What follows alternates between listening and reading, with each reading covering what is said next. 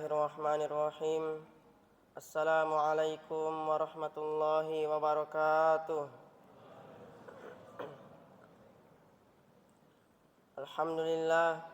Alhamdulillahilladzi arsala rasulahu bil huda wa dinil haqq liyudhhirahu 'alad dini kullihi wa kafa billahi syahida. Wassalatu wassalamu ala Rasulillah wa ala alihi wa sahbihi ajma'in. Amma ba'du. Segala puji bagi Allah Subhanahu wa taala yang telah memberikan kita begitu banyak kenikmatannya, baik nikmat iman, kesempatan, kesehatan, umur panjang maupun nikmat iman dan Islam. Salawat serta salam semoga senantiasa tercurah kepada Nabi Muhammad sallallahu alaihi wasallam yang telah membawa kita dari zaman kegelapan menuju zaman yang terang menerang yang masih kita rasakan sampai saat ini.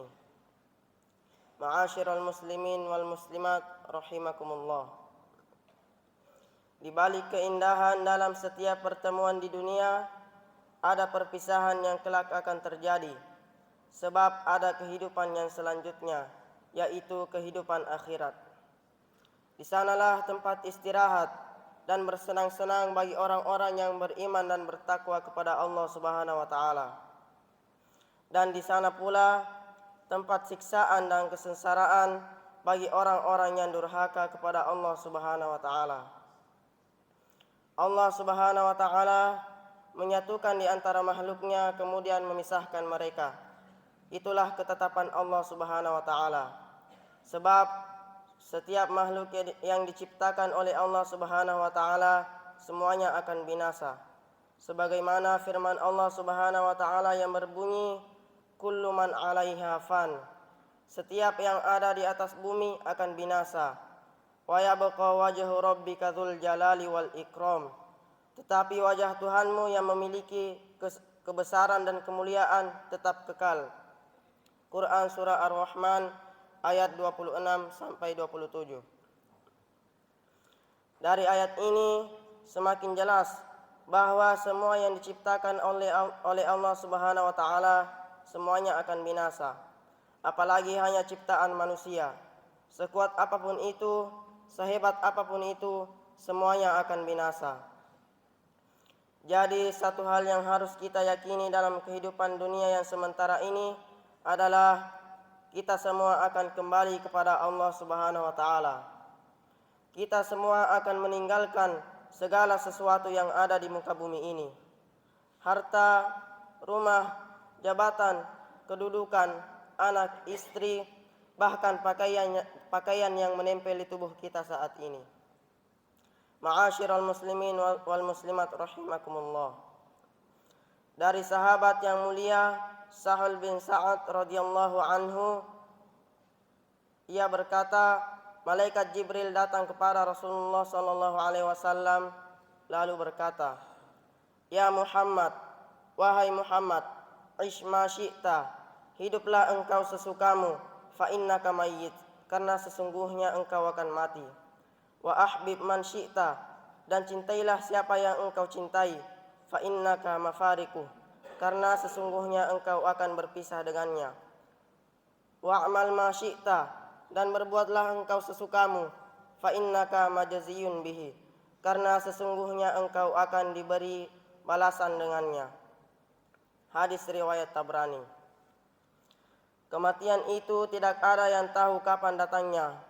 Maka dari itu, marilah kita mempersiapkan diri kita untuk menghadapi waktu tersebut. Harus berapa banyak orang yang berpulang di sekitar kita, lantas hati kita baru sadar bahwa kita pun juga akan berpulang. Allah Subhanahu wa taala berfirman yang berbunyi, kullu nafsin dha'iqatul maut. Setiap yang bernyawa akan merasakan yang namanya kematian. Quran surah Ali Imran ayat 185. Dalam ayat lain Allah Subhanahu wa taala berfirman yang berbunyi walikulli ummatin ajal, dan setiap umat memiliki ajal. Fa idza jaa ajaluhum, apabila telah datang ajal mereka, la yastakhiruna sa'atan wa la yastaqdimun. Mereka tidak dapat memundurkan dan memajukannya. Quran surah Al-A'raf ayat 34. Apa yang akan kita bawa ketika kita pulang?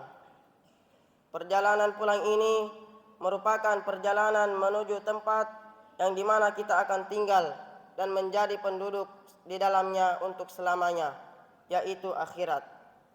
Jika kita termasuk penghuni surga, maka kita akan menikmati surga tersebut. Namun jika kita termasuk penghuni neraka, sungguh itu merupakan kebinasaan. Na'udzubillah tsumma na'udzubillah min dzalik. Maka dari itu, marilah kita mempersiapkan diri kita untuk menghadapi waktu tersebut. Karena sewaktu-waktu dan tanpa kita sangka-sangka, kita semua akan mengalaminya. Mungkin hanya ini yang dapat saya sampaikan. Marilah kita senantiasa berdoa kepada Allah Subhanahu wa taala agar kita diwafatkan dalam keadaan taat kepada Allah, dalam keadaan husnul khotimah, agar kita dimasukkan ke dalam surganya Allah Subhanahu wa taala dan dijauhkan dari api nerakanya. Amin ya rabbal alamin. Lebih dan kurangnya mohon dimaafkan.